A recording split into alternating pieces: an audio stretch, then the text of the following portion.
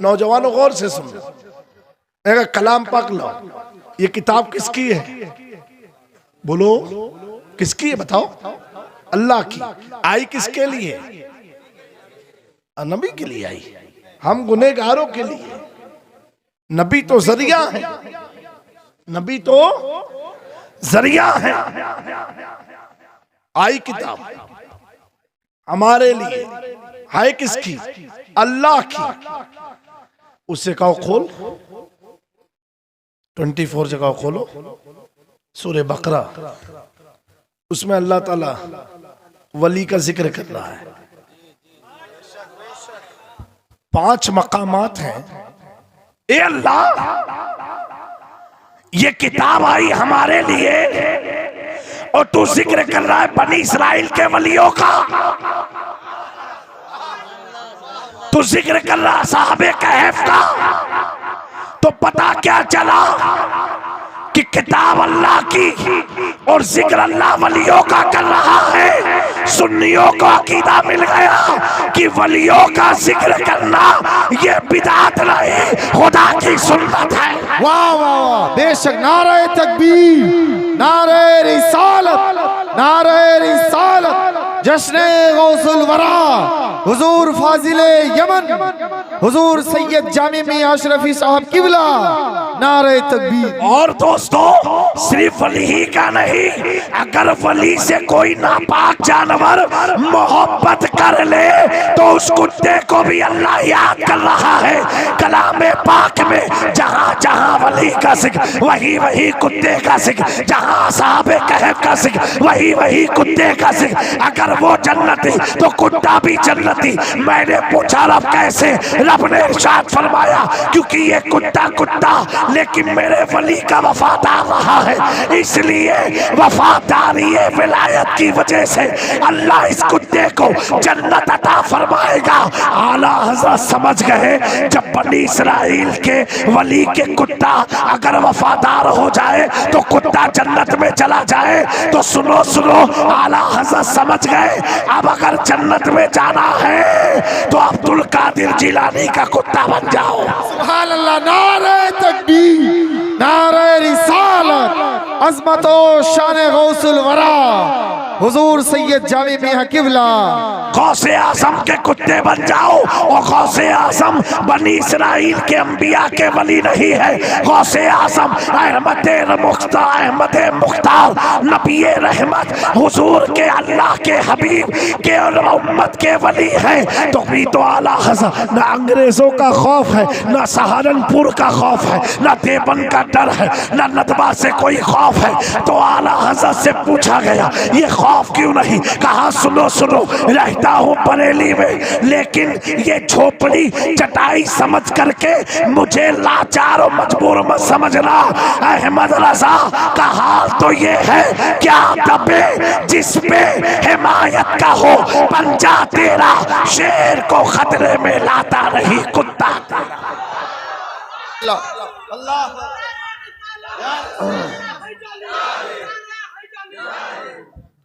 मेरे दोस्तों, ये गौसे आज़म जिनकी महफिल में हम सब आए हैं, ये पीरों के पीर हैं, पीराने पीर हैं, रोशन ज़मीर हैं।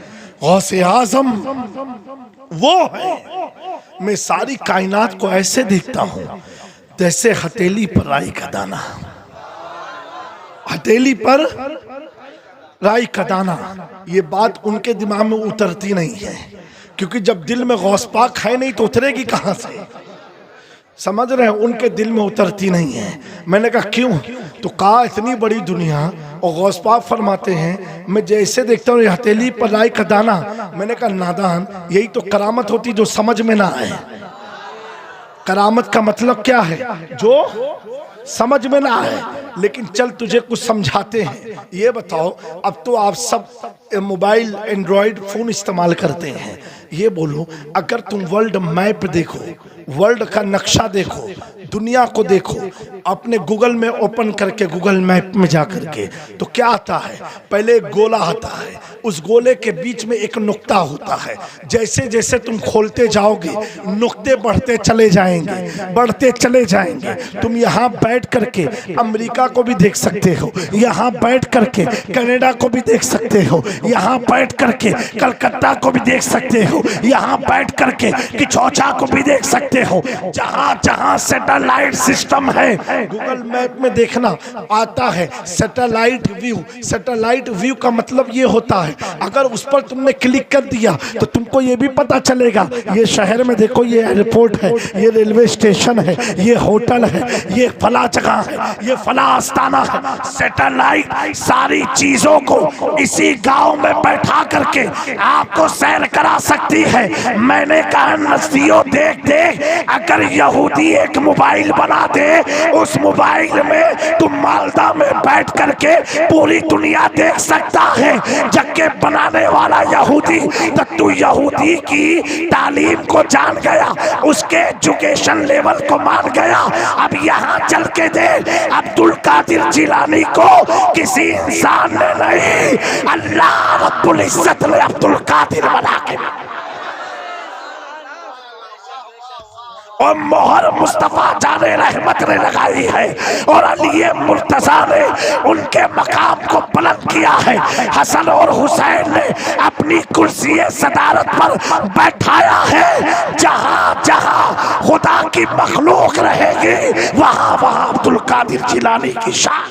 सुभान अल्लाह। नारे तकबीर, नारे रिसालत, नारे हैदरी, नारे हैदरी, जश्ने गौसुल वरा, औलादे गौसे आजम।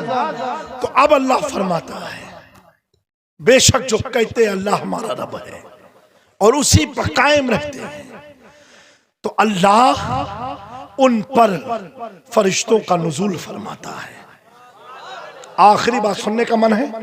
हाथ उठा के बताएं जो नहीं सुनेंगे। अच्छा,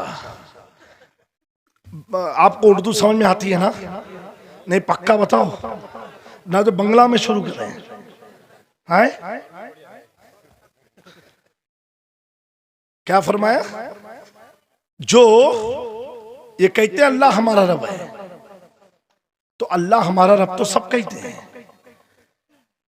अल्लाह हमारा रब है तो सब कहते हैं, लेकिन एक गौसे आजम कहते हैं। फर्क है। वो बोले तो कौवा भी कां ना करे, और गौस पाक फरमाते जब मैं एक बार कहता हूं अल्लाह रब्बी, अल्लाह मेरा रब है, तो 70 बार रब फरमाता है अंत अब्दी अब्दुल कादिर, तू मेरा बंदा है, तू मेरा बंदा है। मेरे दोस्तों, फिर अल्लाह फरमाता उन पर फरिश्तों का नुज़ूल फरमाता है। किसका नुज़ूल? आसमान से फरिश्ते चले आए। खुद कुरान की आयत है।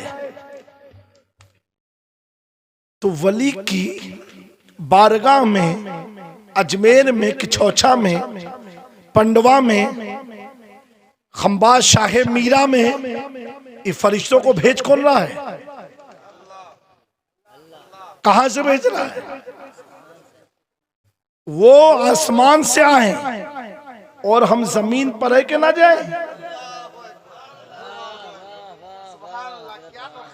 तो अब अगर कोई तुमसे पूछे अजमेर जाते क्यों हो, पंडवा जाते क्यों हो, तो कहना सुनो, जब अल्लाह आसमान से फरिश्तों को भेज सकता है, मैं अपनी मर्जी से नहीं आया, मालदा से अल्लाह ने मुझे अजमेर में भेजा।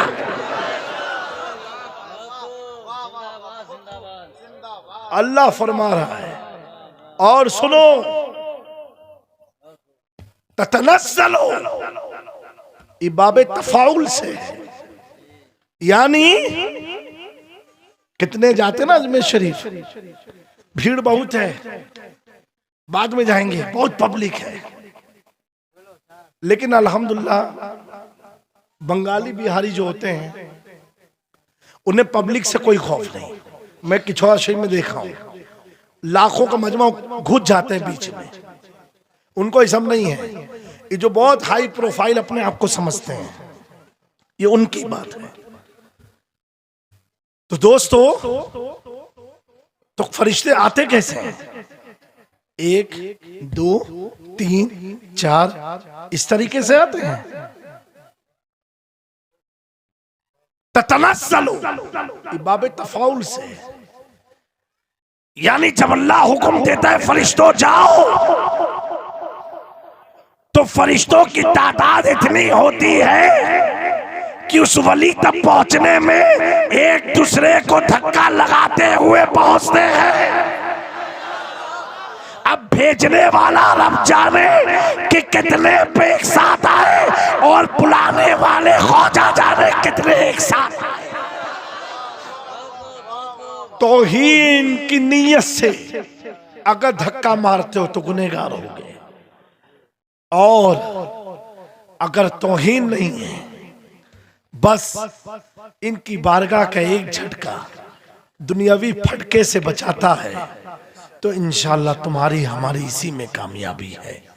आज बिल्कुल इरादा नहीं था तकरीर का, और खांसी भी आ रही थी रूम में, लेकिन मेरे गौस पाक का करम देखो, और वालिद बुजुर्गवार रईस मिल्लत से बात हुई, उनकी दुआ का असर रहा कि मैंने इतनी कुछ थोड़ी बोड़ी बातें आपकी समात तक पहुंचा दिया। अल्लाह तबारक तआला हम सबको सुनने से ज़्यादा अमल की तौफीक अता फरमाए, और इस पाक महफिल को अपने बारगाह करम में कबूल फरमाए। अस्तगफिरुल्लाह रब्बी मिन कुल्लि ज़ंबि व अतूबु इलैहि व मा अलैना इल्लल बलाग। अस्सलामु अलैकुम व रहमतुल्लाह।